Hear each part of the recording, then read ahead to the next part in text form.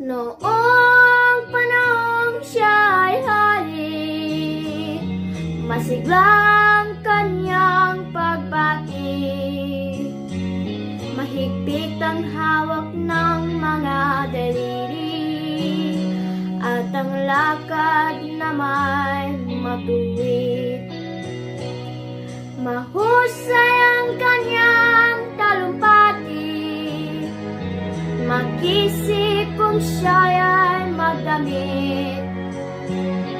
Malalim ang kanyang pag-iisip, at lahat ay sa kanya nakatitig. Ngunit ngayong siya'y pagod na, mahina na rin ang katawan.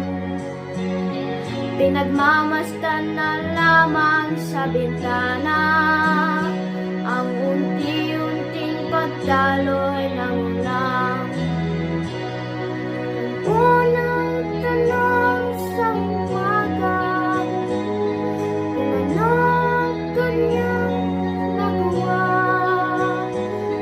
sa paglipas ng 70 taon, nang siya'y magkasapatan pa.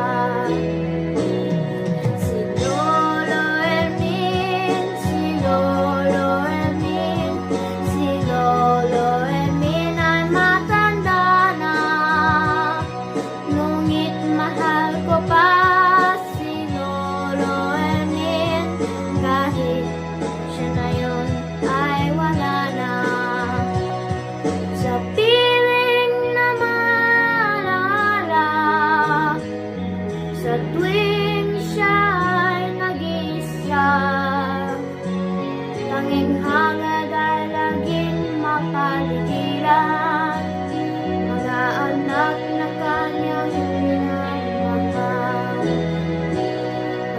Unang tanong sa umaga, kung mayroon pa siyang magigisnan, nanganag sa nalalabing buhay, niyang siya'y matanda at pagod na.